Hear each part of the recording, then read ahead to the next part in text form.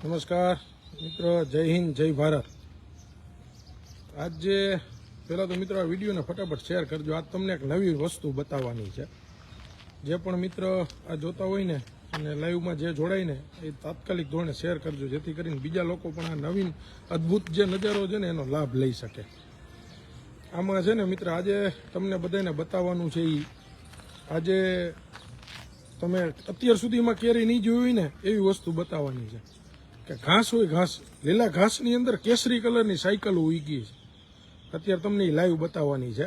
લીલું ઘાસ હોય ને એમાં કેસરી કલરની સાયકલો ઉગી છે, એ બતાવવાની છે. એટલે હું તમને એમની ડિટેલ ચર્ચા કરીશ. પણ અત્યારે આપણે એ જગ્યા ઉપર આવ્યા છીએ. હમણાં 2-3 મીડિયા માધ્યમ થકી આપણે અહેવાલ જોયો, એટલે અમને પ્રદેશમાંથી જાણ થઈ અને વાતચીત કરીને જે જગ્યા છે ત્યાં અમે અત્યારે જોવા માટે આવ્યા હતા.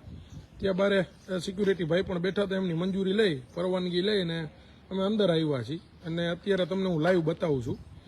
અત્યારે જે આ જે રહ્યું ને મિત્ર, એ જોઈને તો એક બાજુથી એવું કહી શકાય કે આ સાયકલ ખેતી તમને જે અત્યારે બતાવી છે ને સાયકલ ખેતી છે. સમજી ગયા? લીલું ઘાસની અંદર સાયકલની ખેતી, કેસરી કલરની સાયકલ પાછી એની ખેતી જે થતી હોય ને એ પ્રમાણેનું છે. આ સાયકલો જે રહી ને એ વિદ્યાર્થીનીઓને આપવામાં આવતી હોય છે સરસ્વતી સાધના યોજના હેઠળ. સરસ્વતી સાધના યોજના હેઠળ સરકાર શ્રી દ્વારા વિદ્યાર્થીનીઓ જે 9મા ધોરણ હોય અથવા તો એમના પ્લસ જે પણ ભણતા હોય એના અભ્યાસ અર્થે, જેથી કરી એમને અભ્યાસ કરવા માટે થઈ અને સ્કૂલેથી, ઘરેથી શાળાએ જવા માટે થઈ અને મોડું ના થાય. અભ્યાસ કરવા માટે થઈ, શાળાએથી સ્કૂલે જવા માટે થઈને મોડું ન થાય એના માટે થઈ અને આ સાયકલનું વિતરણ કરવામાં આવતું હોય છે. પરંતુ આજે પારદર્શક વહીવટ કરનારી જે સરકાર છે, જે એવું કહેતી હોય છે કે અમારા સરકારની અંદર જે આ પારદર્શક વહીવટ થાય છે, તો આ સરકારને એનો પારદર્શક વહીવટ આજે આપણે બતાવવો છે કે આ તમારો પારદર્શક જે વહીવટ છે ને એ બહુ કરતાં બહુ સારો વહીવટ છે. અને તમે જુઓ, આ જે છે ને કુમાર છાત્રાલય આવેલી છે શોભેશ્વર રોડ ઉપર, ત્યાં સાયકલ પડી છે. એનું તમને હું લાઈવ બતાવીશ. આ જુઓ મિત્ર, આ ઘાસ છે, બરાબર છે. આ સાયકલ, આ બધી સાયકલો આ લીલા ઘાસની અંદર ઉગેલી સાયકલો. જો આ તમને દેખાય છે, સાયકલોના થપ્પા પડ્યા છે. આ વચ્ચે જઈને તમને આમાં અંદર જવાય એવું નથી, કારણ કે ઘાસમાં કદાચ કંઈક હોય એવું બને. આ જો આ સાયકલોના થપ્પા તમે જુઓ. આ 9મા ધોરણની વિદ્યાર્થીઓને આપવામાં આવતી, સરકાર દ્વારા આપવામાં આવતી સાયકલો હોય છે. કલર એ પાછો સાયકલોનો એવો કરી નાખ્યો તમે જો. એ તો સમજ્યા, કાંઈ વાંધો નહીં. જે તે સરકાર હોય અને એ આપતી હોય તો એને અનુરૂપ યોજના મુજબ કરતા હોય. પણ આ અત્યારની વાસ્તવિક પરિસ્થિતિ છે. અહીંયા લગભગ હજારો ઉપરની સંખ્યામાં જે સાયકલો છે એ અત્યારે સડતી હોય એવી કન્ડિશનમાં પડી છે. તમે જુઓ, આ આજકાલની નથી. હમણાં તમને એક સાયકલ અલગ કરીને દેખાડું છું. આ આજકાલની નથી. આમ થપ્પા તમે જુઓ સાયકલોના કાયદેસર હેન્ડલ સડી ગયા છે.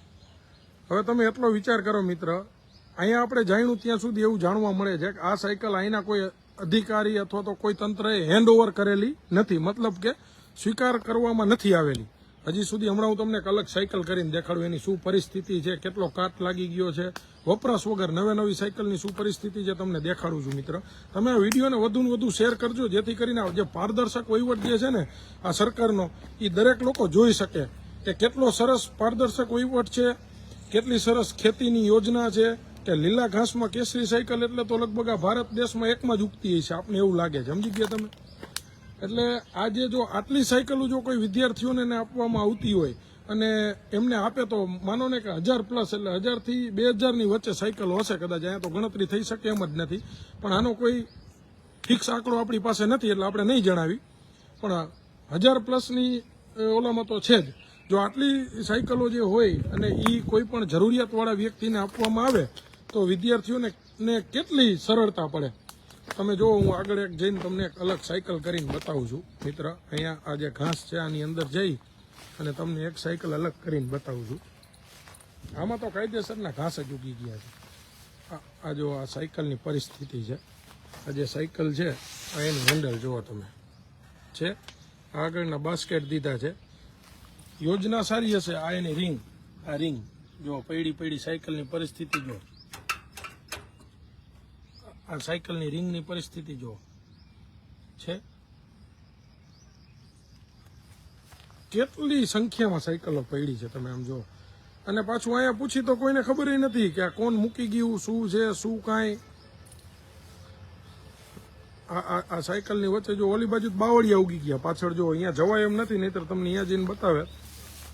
અહીંયા કાયદેસર આમ જો બાવળિયા ઉગી ગયા સાયકલોમાં.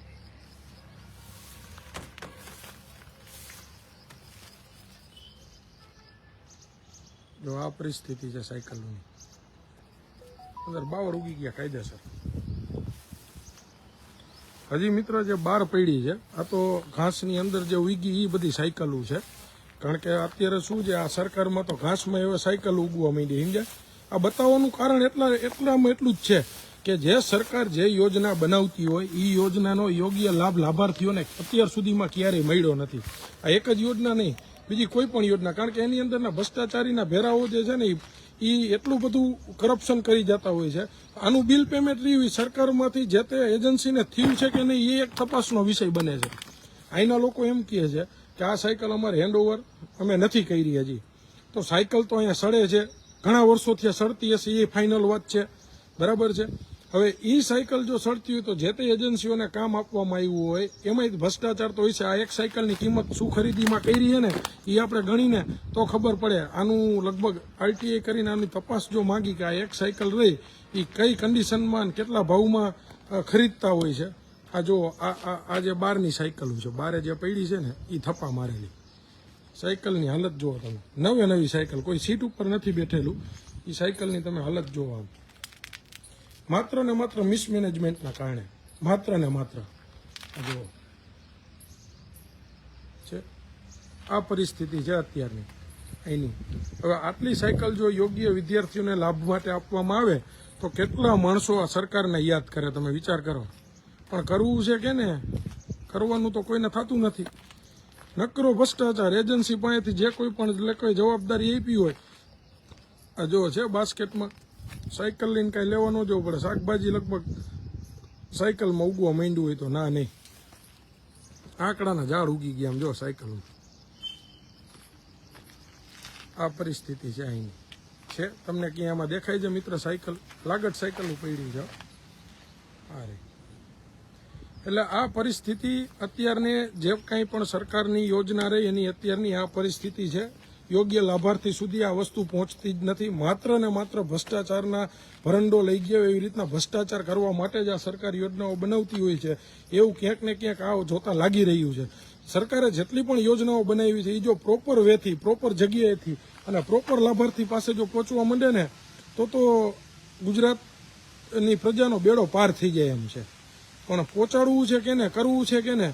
અને અમે તો જાણ્યું અહીંયા સુધીનું કે અધિકારીઓ રહે ને એને બિચારાને કંઈક સારું કામ કરવું હોય છે, નથી કરવું હોતું એવું નથી. પણ આ ભ્રષ્ટાચારી એની ઉપરના જે કંઈ પણ બની બેઠેલા નેતાઓ હોય ને એ આ અધિકારીઓને ક્યાંક ને ક્યાંક પોતાની સત્તાના જોરે દબાવવાના પ્રયાસો કરતા હોય છે. પોતાની સત્તાના જોરે એક બે વસ્તુ ખોટી કરાવી દેવાના પ્રયાસો કરતા હોય છે. ખોટી સાઈનું લઈ લેતા હોય છે ખોટા કાગળિયાની અંદર. પછી એ ખોટી એક બે સાઈનુંથી અધિકારીઓને છે ને આખી જિંદગી આ નેતાઓ દબાવતા હોય છે.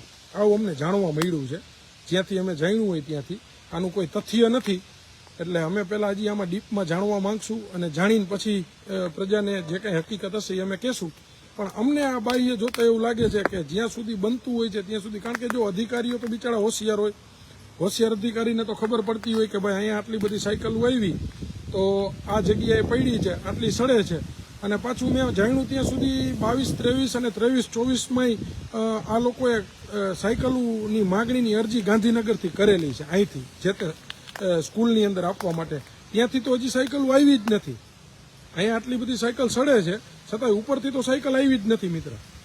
એટલે આ આમ જનતાના પ્રજાના પૈસાના જે ટેક્સ તમે ભરો છો એ ટેક્સ સ્વરૂપે જે કાંઈ પણ સરકાર પાસે આવક થતી હોય છે એ આવકનું આ ફળ આપણે ભોગવી છે મિત્ર.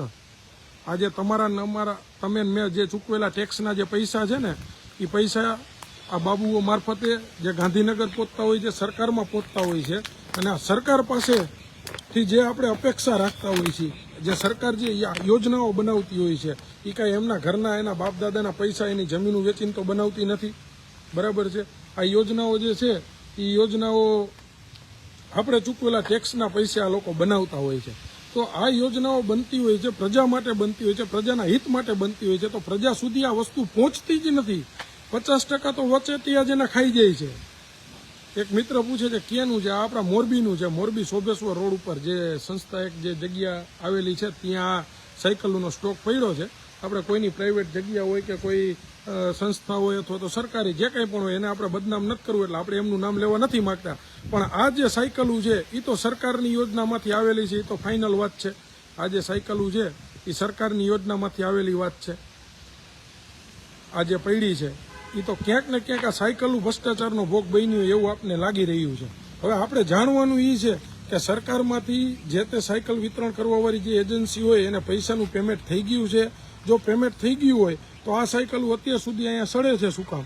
તો આનું યોગ્ય જગ્યાએ નિકાલ કેમ નથી થતો?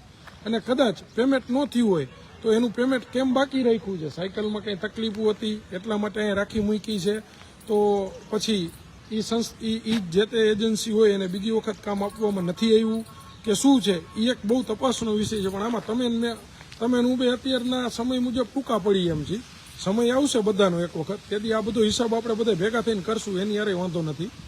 બરાબર મિત્ર? એટલે હવે તમે આ જે ઘાસમાં ઉગેલી જે કેસરી સાયકલો રહીને એ વિડીયોને વધુને વધુ ફોરવર્ડ કરો, જેથી કરીને આખું ગુજરાત જોવે કે આ જે સાયકલો રહી ઘાસમાં ઉગેલી કેસરી સાયકલો. હવે ઘાસમાં આ ખેતી થવા માંડી. એટલે હું મિત્ર કોઈની પડતર જગ્યાએ પડ્યું અહીંયા આવું ઘાસ વાવજો એટલે આવી સાયકલો કદાચ ઉગે. આ સાયકલો કેટલા રૂપિયામાં વેચાતી હોય શું કાંઈ તો હવે આપણે આ ભ્રષ્ટાચારી સરકારને જ પૂછવાનું રહીએ કે કેટલામાં એને ખરીદી કરી છે શું છે. પણ આનો તાત્કાલિક ધોરણે યોગ્ય નિકાલ થવો જોઈએ. તાત્કાલિક ધોરણે જે કોઈ પણ લાભાર્થીઓ છે એને આનો લાભ મળવો જોઈએ. તાત્કાલિક ધોરણે આમાં જે કાંઈ પણ વસ્તુ બની હોય એનું રિપેરિંગ થઈ અને આટલી મોટી સંખ્યાની અંદર જો અહીંયા સાયકલો પડી હોય તો આટલા જે વિદ્યાર્થીઓ છે એને જો આ સાયકલોનો લાભ આપવામાં આવે તો કેટલા વિદ્યાર્થીઓ તમને આ સરકારને ભૂલી ન શકે? વિચાર કરો. બરાબર? એટલે આ ભાજપના રાજમાં માત્ર ને માત્ર ભ્રષ્ટાચાર. ભાજપમાં દરેક વ્યક્તિઓ પાછા ખોટાઈ નથી. આપણે હાગમટે કહીને ક્યારેક વળી પાછા હારા માણસો એની અંદર ભેગા થઈને ત્યારે આપણે દુઃખ થાય. એમ થાય કે ભાઈ આ માણસ કાયદેસર પ્રજાલક્ષી કામ કરવા વાળો છે, પ્રજા માટે મહેનત કરવા વાળો છે, ને આપણે હાગમટેમાં એને લઈ લઈએ છીએ પાછું એ ભાજપમાં છે. એટલે કંઈક આપને એમ થાય પણ ભાજપની અંદર દરેક વ્યક્તિઓ નબળા નથી. બરાબર? આમાં તો ઓના જેવું છે ભાઈ કે હુકા વાહે લીલું બરે છે. તમે સમજી ગયા? એટલે ભાજપમાં 10% માણસો એવા છે કે જેને કાયદેસર પ્રજાલક્ષી કામ કરવા છે, પણ એવા લોકોને દબાવવાના પ્રયાસો થતા હોય છે. એ આપણે જોતા આવ્યા છીએ. ઉપરથી સૂચના મળે એટલું જ કરવાનું, ન મળે તો એને હોદ્દામાંથી કાઢી નાખે ને કાંઈ એને આગળ ન વધવા દે ને કાંઈ એને દબાવવાના પ્રયાસો કરે ને કાંઈક ને કાંઈક પ્રયાસો ચાલુ થઈ જાય છે. એટલે ભાજપમાં સારા માણસો છે પણ એની ટકાવારી ઓછી છે. મોટાભાગના લોકો જે પણ એની સાથે સંકળાયેલા છે એને પ્રજાના કામ માટે કાંઈ લેવા દેવા નથી. એને પોતાના ઘર કેમ ભરાય, પોતાનો ભ્રષ્ટાચાર કેવી રીતે થાય અને પોતાને 5 પૈસા 25 પૈસા ક્યાંથી મળે એટલું જ વિચારનારા હવે વૈધા છે. બરાબર? એટલે હવે મિત્ર હવે આની અંદર જે કોઈ સંડોવાયેલા હોય અથવા તો જે કાંઈ પણ એજન્સી હોય અથવા તો જે કોઈ પણ ભાગીદાર હોય એને આપણે સરકાર પાસેથી એટલી જ અપેક્ષા રાખી કે એને યોગ્ય ધોરણ ધારા મુજબ જે કાંઈ કાર્યવાહી થતી હોય કરે અને તાત્કાલિક ધોરણે જે આ સાયકલો જે કાંઈ પડી છે તાત્કાલિક ધોરણે એનો યોગ્ય જગ્યાએ યોગ્ય લાભાર્થી પાસે આનો નિકાલ થાય એવી જ આ વિડીયો માધ્યમ થકી અમારી સરકારશ્રીને અને જે પણ જવાબદાર અધિકારીઓ હોય એમને અમારી એટલી જ માગણી અને લાગણી છે. બસ આટલું કહીને હું વિરમું છું મિત્ર. જય હિન્દ, જય ભારત. અને ઘાસમાં ઉગેલી સાયકલોનો વિડીયો ફોરવર્ડ કરવાનો મિત્ર ભૂલશો નહીં.